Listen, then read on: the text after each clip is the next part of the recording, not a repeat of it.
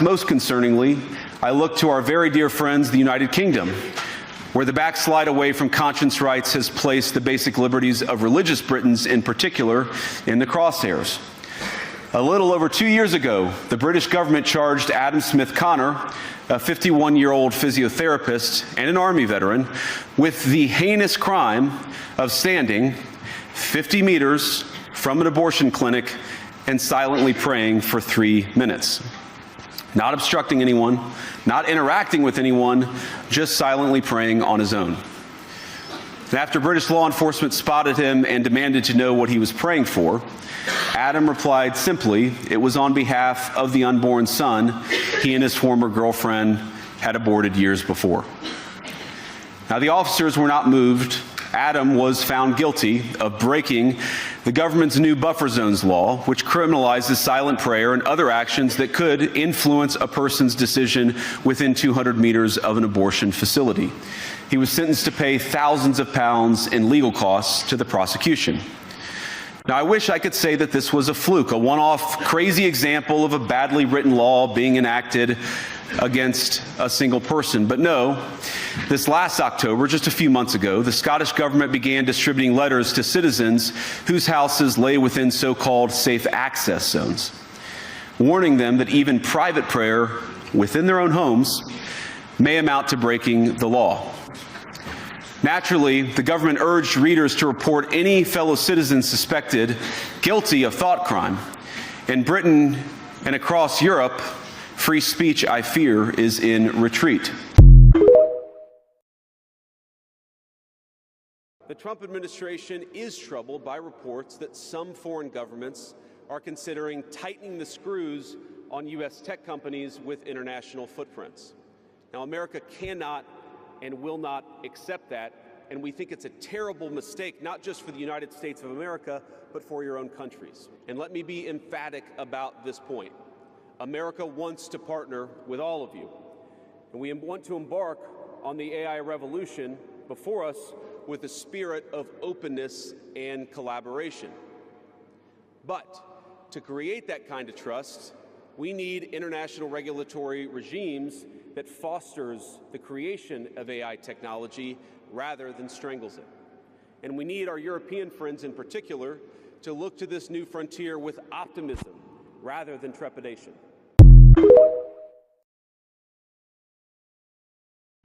I bet Starmer right now is absolutely livid how much he tries to play off he can still be friends with America, who are all about free speech. Thank Christ we have one of them that is good. Well, Europe's enemy within. Trump's VP says free speech is in retreat in Britain and declares it a bigger threat than Russia. They're calling out the hypocrisy of Starmer, and it's amazing. Let's see what he says. Vice President Vance took his culture war to Europe on Friday, warning that its greatest threat came from not China or Russia, but from within, as he delivered a blistering attack on what he said was the continent's retreat from its traditional values. Yeah. Vance said free speech and democratic institutions were being eroded in an address to the Munich Security Conference. Let's see what else it says. Looks like he took them by surprise as well, because it says if his audience of European VIPs had expected Vance to discuss the future of the war in Ukraine, outlining Donald Trump's peace plan, they were in shock. Some shifted in their seats as he attacked European politicians head on. Congratulations. Let's see what else it says here. He accused European politicians of forcing people to shut down social media accounts and urged leaders to do more to stem illegal immigration.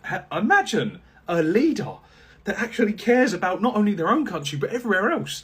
Vance reserved particular scorn for America's closest ally and the case of a British man arrested after praying near an abortion clinic.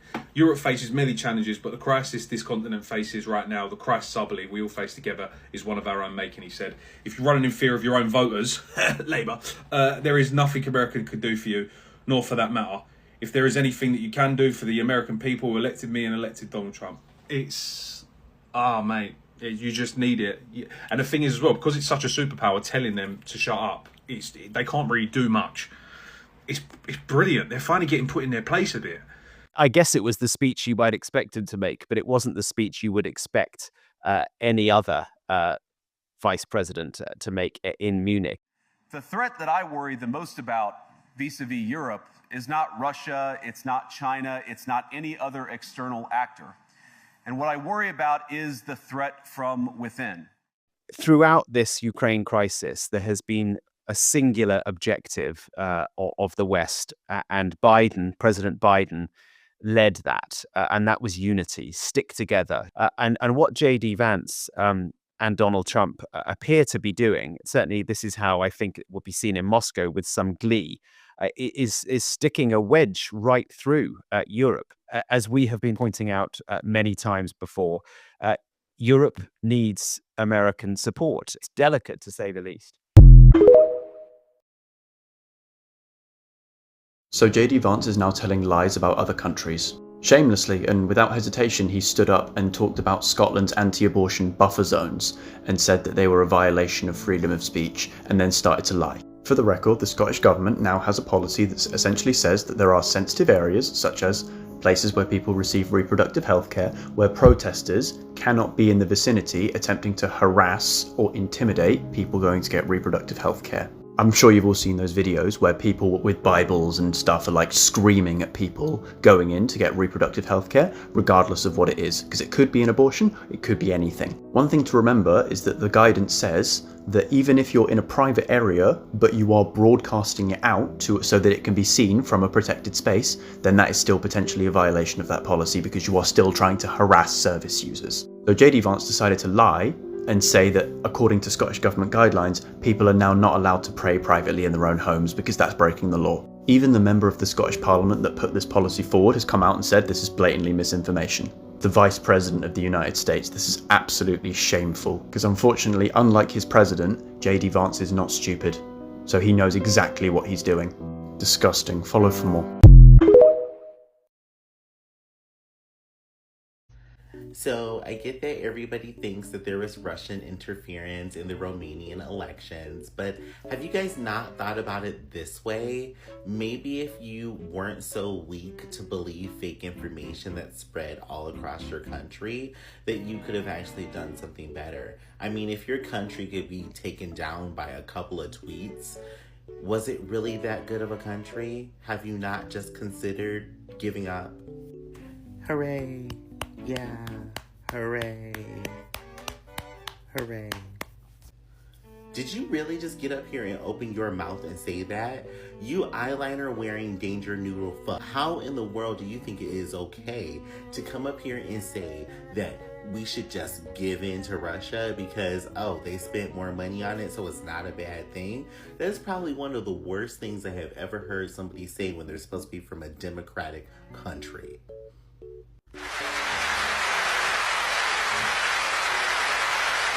Go back to your couch cushions. Who let you out anyways? Don't they keep you in a broom closet? JD Vance, this message is just for you. Can you please tell me what you thought you were doing today? What on earth was that speech? I mean, do you need to be told to your face, Russia is an enemy of the United States? Period. End of story. You and your president don't seem to understand Russia has been, always will be, as long as the current leader is around, as long as Putin is around, they are our enemy. Russia is our enemy. Say it again so that you get it through your head. And for you to say what you said about the European Union and to praise Russia, are you completely out of your mind? This isn't about Republican or Democrat anymore. This is about being smart or being just flat stupid. And your speech today was disgusting on every single level. I mean, this is what we have. The world must be going, what is going on? This is why you don't put people in charge that don't know what they're doing. And JD Vance, you have no clue. You shouldn't be running a Dairy Queen. The next thing you should be doing is apologizing, because your comments today, your speech today was completely and totally disgusting. Wow.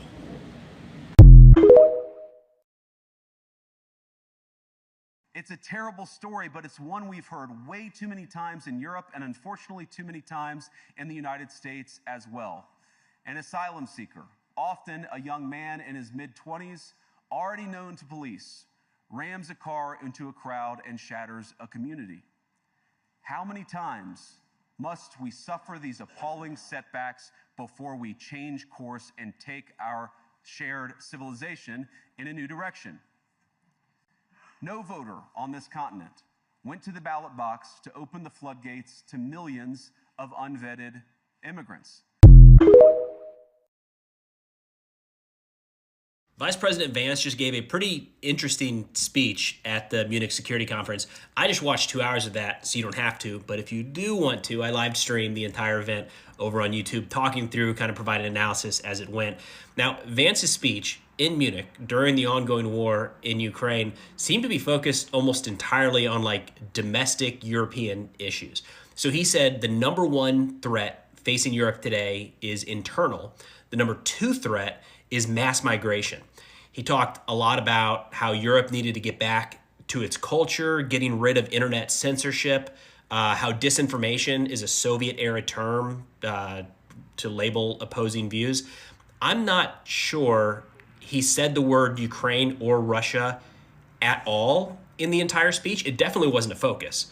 It felt very much like he was talking to the Europeans about what they need to change. It doesn't look like it was well received. Again, I watched a handful of different segments from this conference. The times that he paused after telling a joke or waiting for applause, it wasn't really there. It was pretty quiet. But the next piece that I'll get into here in a second with Zelensky and Senator Graham, that was a little more dynamic.